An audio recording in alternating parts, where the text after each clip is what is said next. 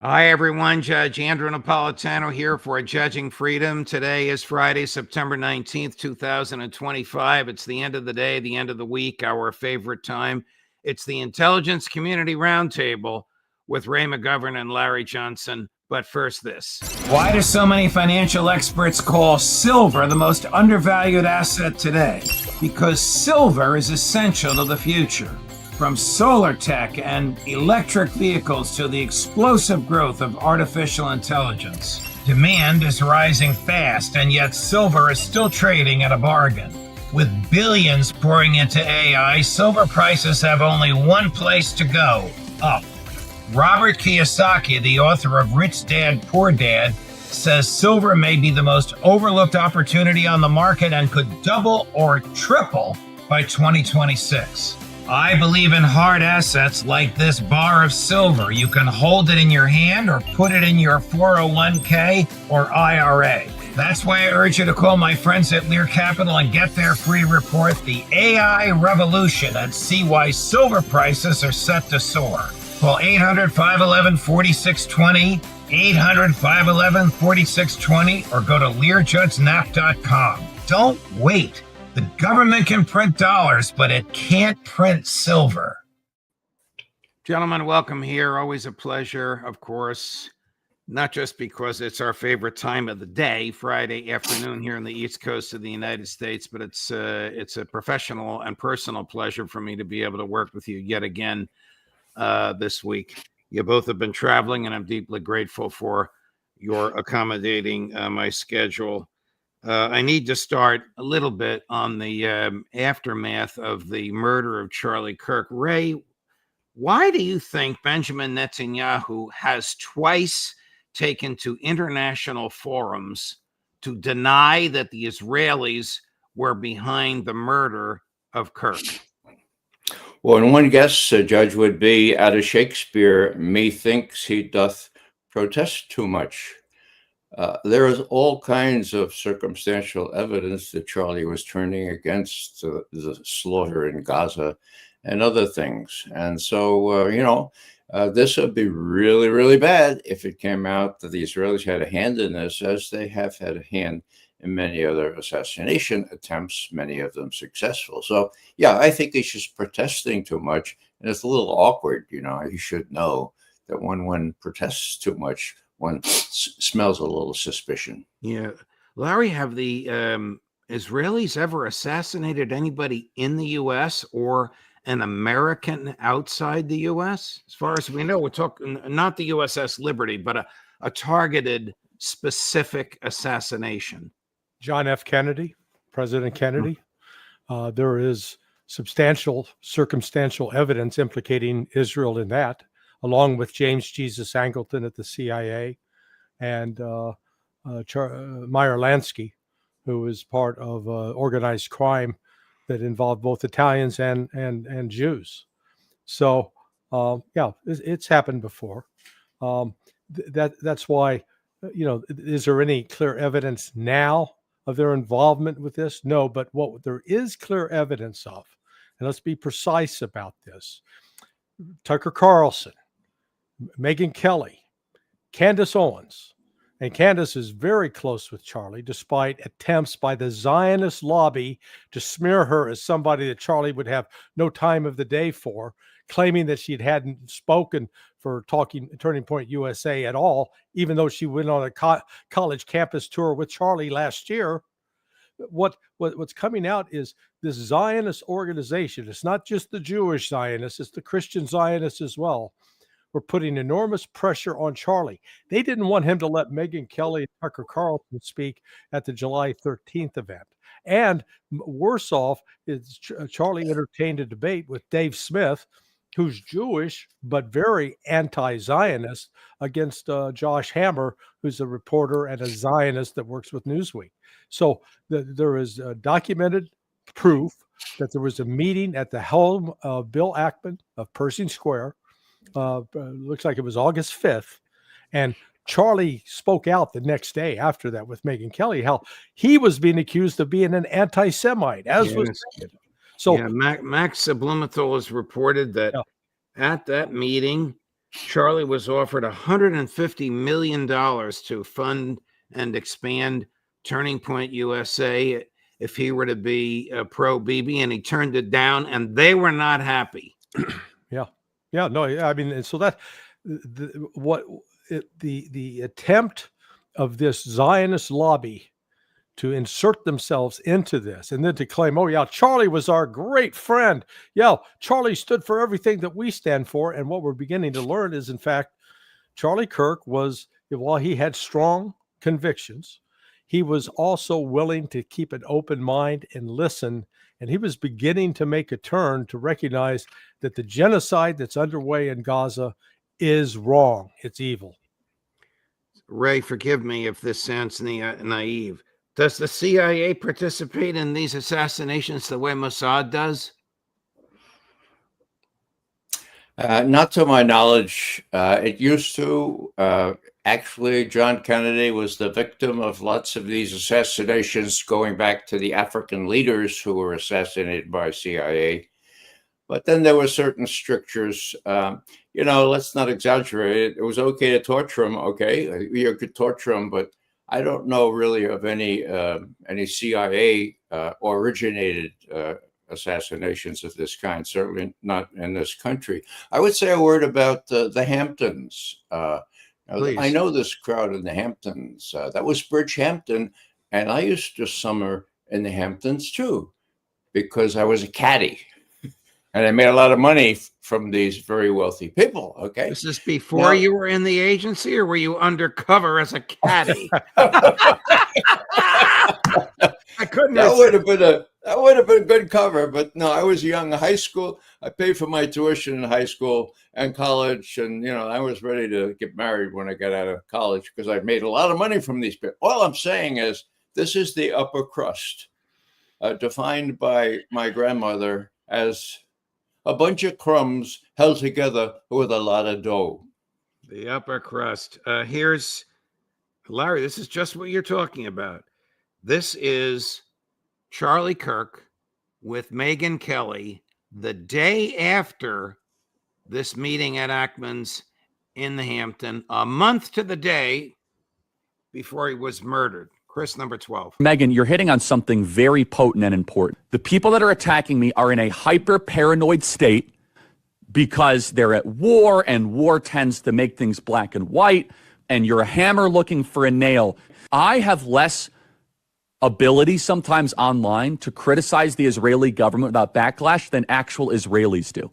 Personality types like you, myself, and Tucker, the more that you guys privately and publicly call our character into question, when the hostile reaction is that now Megyn and Charlie are enemies, right? Boy, I'll tell you, like you're not gonna, I wouldn't say lose, but you will weaken and just basically deflate two of your strongest advocates if that continues. Yeah. Just let me point out that it was just a week after that he took out after the deep state on Tucker Carlson. He went into Russiagate and he talked. He evidenced a unique grasp of all these hairy details that we've been adducing for a long time, but he had them all there. And he said, look, these guys are not to be trusted. We're going to have to hold them to account for what they did to President Trump the first term. Now, as you know, I don't hold any brief for President Trump, but I don't like people trying to affect elections or then trying to nullify. Okay. Right. So the last thing is that, if it were Mossad, and going back to your question, does the CIA assassinate people? Well, no, but the FBI does. And I think the FBI arranged for the assassination of Seth Rich.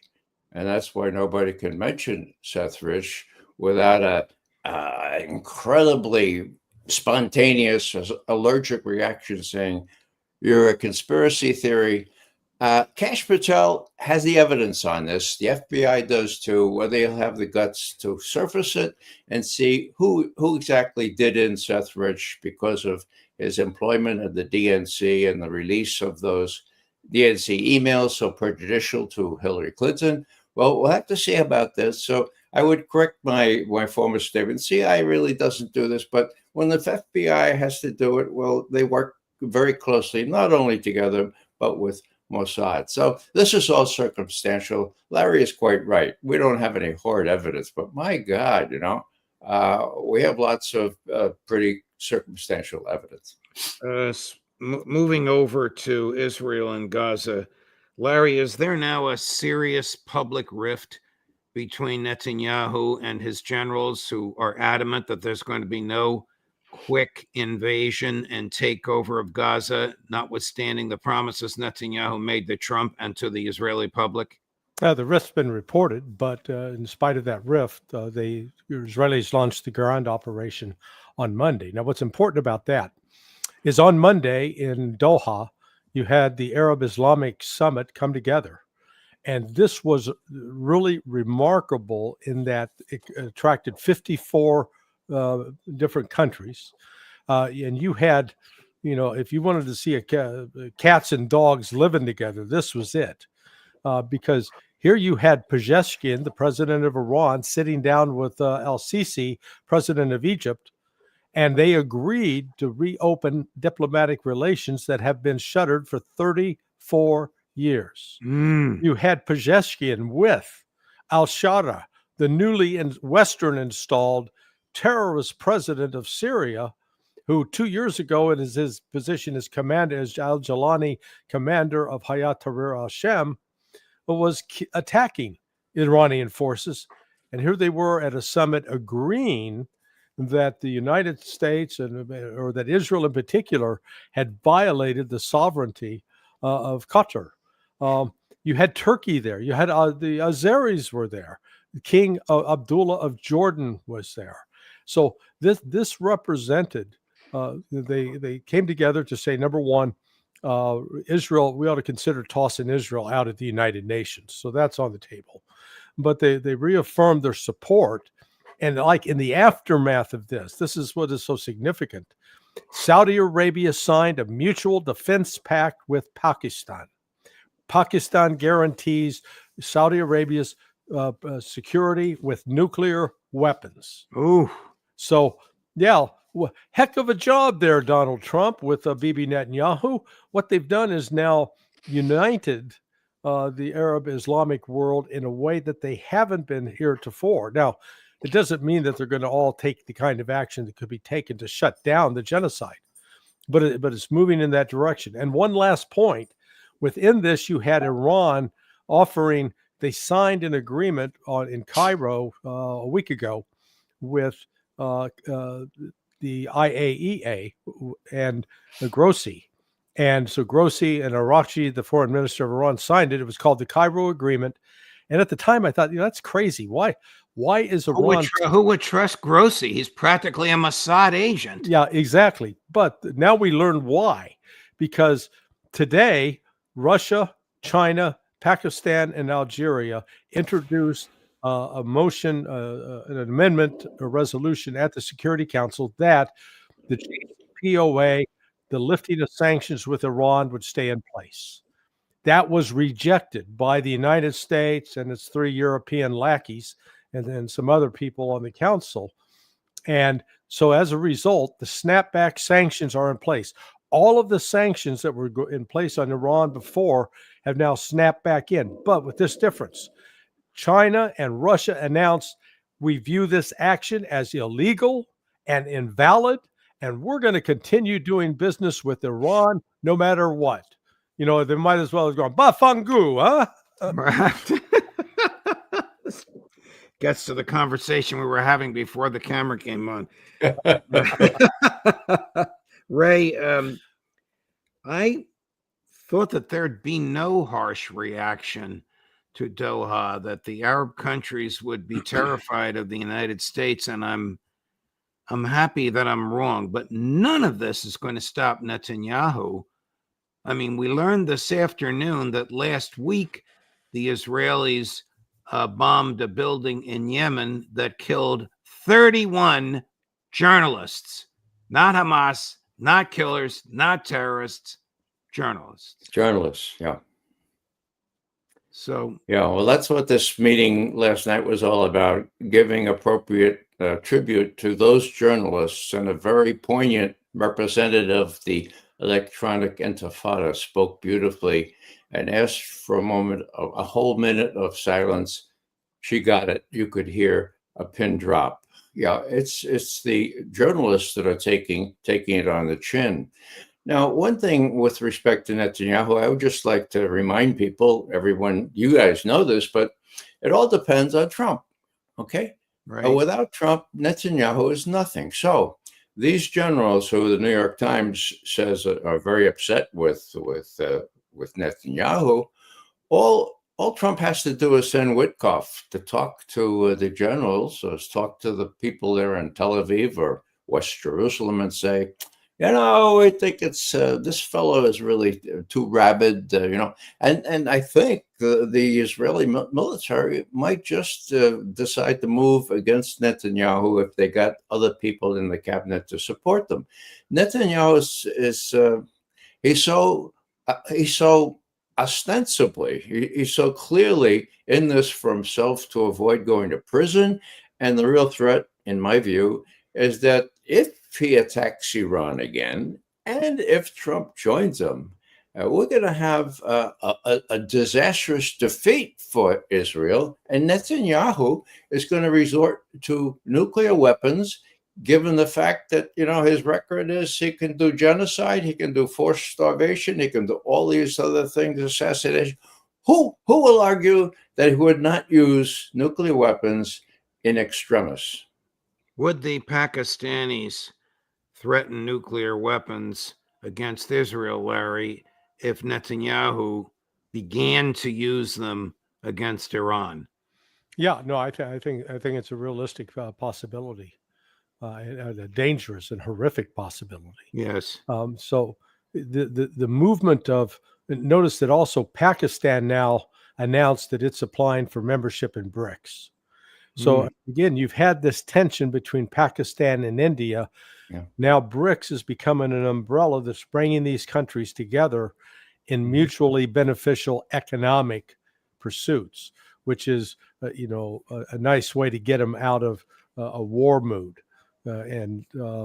So again, what this just signals is the tremendous erosion of U.S. influence around the world, where in the past, we were sort of like that E.F. Hutton commercial. When E.F. Hutton speaks, everybody listens.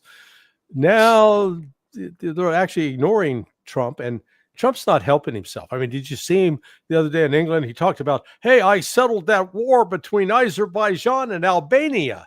And everybody's going, Albania? Yeah, I think that was Armenia. Oh, I knew that. It all ends with IA,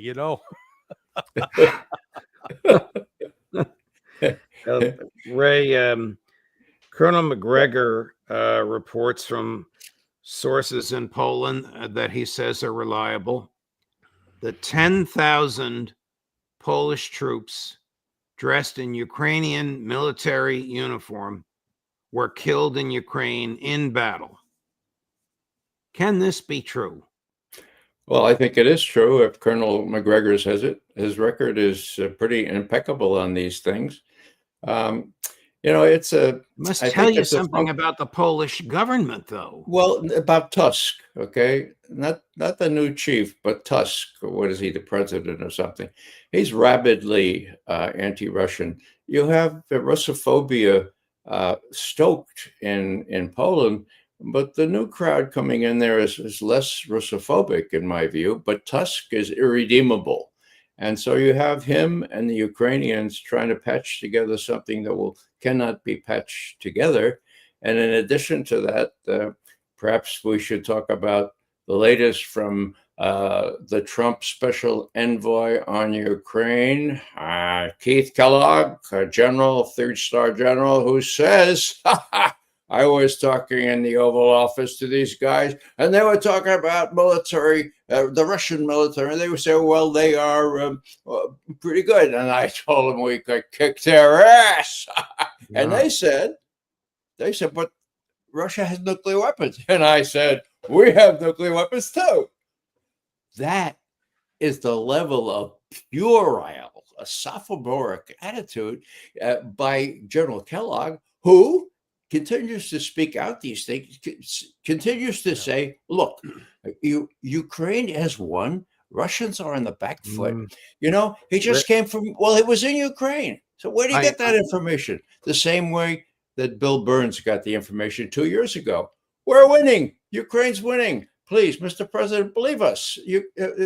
Zelensky just told me they're winning, so the Russians are. I mean, that's the kind of stuff that Trump is getting from one end. Luckily, he's got Witkoff and a couple of sensible people. I don't know their names, but they've been enough to say, look, continue to deal with Putin because he seems at least open and serious to do a deal if you're willing. Larry, Ray is 100% correct. The danger here is that and I wasn't going to play the tape. We're sick of it, but now I'm going to play it again. Torture. Because this is the crap that gets whispered into Trump's ear. General Kellogg. If he was winning, he'd be in Kyiv. If he was winning, he'd be west of the Dnieper River. If he was winning, he'd be on Odessa. If he was winning, he would have changed the government. Russia is, in fact, losing this war. Now, they may make movements and say, so, well, they're advancing in the Donbass region and Donetsk.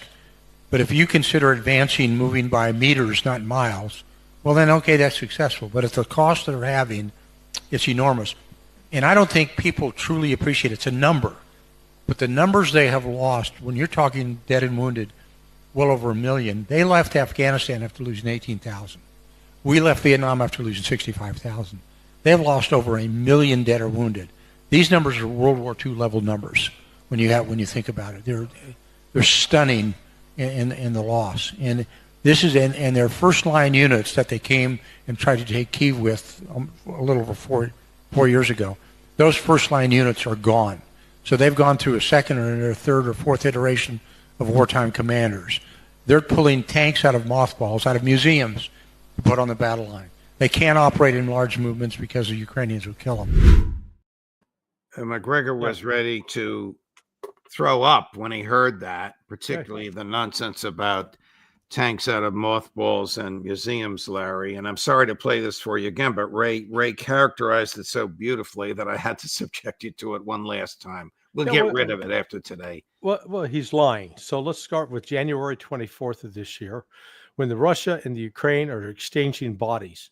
Russia gave the Ukrainians 757. The Ukrainians gave the Russians 49. A week later, or in February, again, 757 from Russia, 45 from Ukraine. 909 in March, 909 in April, 909 in May. And Russia was always receiving fewer than 50 dead. And most recently, September 18th, 1,000 dead Ukrainians, Russia received 24. August 19th, 1,000 dead Ukrainians, Russia received 19. July 17th, 1,000 dead Ukrainians, Russia's got 17, and reportedly Russia's got 40,000 cadavers in storage on ice, waiting to turn them over to Ukraine. So, I mean, the horrific numbers, not Russia, it's Ukraine. And, you know, what's so funny about this is when you present these numbers, people like Kellogg will go, well, yeah, see, Ukraine didn't have time to pick up the bodies because the Russians were moving forward so fast. And you go, whoa, wait a second. You just told me that they were moving very, very slow. Now you're saying they're moving so fast, they don't have time to recover the bodies. Which is it? You know, pick one story, stick with it. But the reality is, we know from General Syrskyi of the Ukrainians, Russia enjoys a minimum of a 3-to-1 troop advantage today compared to 4 years ago, or February 2022, when Russia had 125,000 troops in the Donbass, and Ukraine had about 600,000. So the numbers have reversed. And then just today, Putin announced the the Russian force strength, 700,000. Wow. Ray, at a massive war games demonstration between Belarus and Russia, President Putin presided in full military garb. Is there any significance to that? Yes, there is. He has done this on one occasion that I can recall in the past, about a year ago now. But he is commander in chief, and every now and then he wants to make it very, very clear that he can order the Russian forces to do whatever he wants. There's Belousov, the defense minister, next to him. Now, I'm thinking that with respect to Kellogg, he served in Vietnam, okay? And so he learned how you get ahead. And of course, General Westmoreland lied through his teeth about how many Viet Cong had been killed and how few Americans. So he learned that lesson really well. Truth doesn't mean much to these people. If Kellogg wanted to find out the truth, he could go there and talk to people like Searcy, not Zelensky. And Searcy would tell them, as Larry just said, oh, that number's 3-1, and it's going not really well, okay? So I don't know about Kellogg. I can't figure this thing out, but it's part and parcel of what not only the military, but the CIA has been feeding President Biden, President Trump. Putin has already lost July 2 years ago. Putin's army has been ridiculed, has been shown to be inept before the whole world. Bill Burns and Joe Biden, July 2 years ago. December the first year, the head of national intelligence. Oh, we're beating the Russians. They cannot even replace the armaments that they're leaving on the battlefield. They have no indigenous capability to do this. We've won. That was December 2022. Where do these guys come from? And where are the honest people? Does Trump have any honest people besides smart people like Witkoff? I don't know. But they're still around, and they're telling Kellogg and others what to say. It's crazy. Larry, I may have asked you, this may be the first question I asked the two of you 4 years ago when we started. This October will be 4 years. Hard to believe.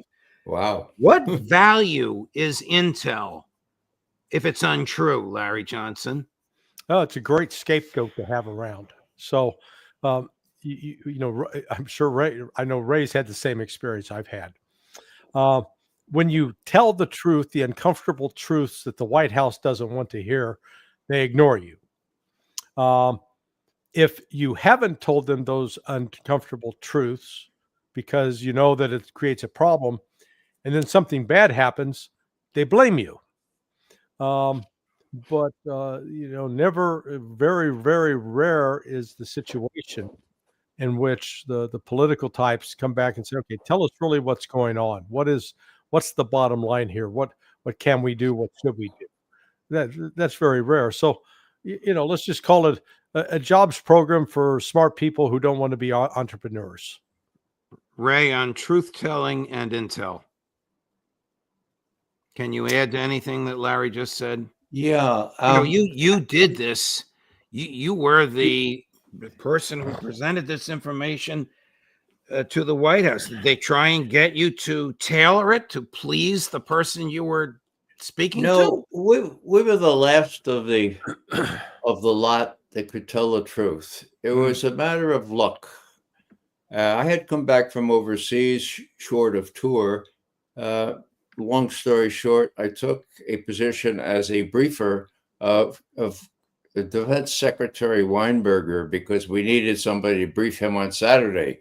Eventually, I started to brief the Secretary of State, Schultz, Vice President H.W. Bush, and when Reagan was awake that early, the president. Okay. Now, I was not beholden to anyone. I will say this for Bill Casey. It's the only good thing I'll say about him. He didn't review what we were going to tell the president. And on occasion, I would write something in the middle of the night and tell the president something about Bill Casey's best friends in maybe the Philippines. And he would get like this, we'd see him at 11:15 after we briefed, right? Who wrote that? I did. And then he'd say, and I'd say, I'm sorry, what did you say? Because you couldn't understand the guy. My supervisors would, there'd be puddles on the floor. They wouldn't say anything. They wouldn't say, what did you say, Mr. King? Anyhow, he says, who wrote that? Where'd you write that? Luckily, John McMahon, the head of the intelligence, told me what was going to happen. So I brought the source. I said, because it's firsthand information. That's why we told the president about your friends. Wow. It There doesn't seem to be truth telling today. If the type of message that we just watched from General Kellogg is what Ratcliffe and Gabbard and the others are telling the president, is it any wonder that we're still supporting Ukraine? Yeah. Guys, thank you very much. Thanks for letting me go across the board from Charlie Kirk to truth telling and the CIA and everything in between. We look forward to seeing you both on Monday. Thanks for the double duty. Have a great weekend. Thank you. Have a great week. Thank you. Monday, an interesting day for us. Alistair Crook, of course, Ray McGovern, of course, Larry Johnson, of course, and Harrison Berger, a new guest, an investigative journalist who will tell you how American high tech is helping the Israelis slaughter innocents in Gaza and how that will reverberate against your own civil liberties, our own civil liberties here at home. And after him, on all of that, Scott Ritter, Judge Napolitano for Judging Freedom.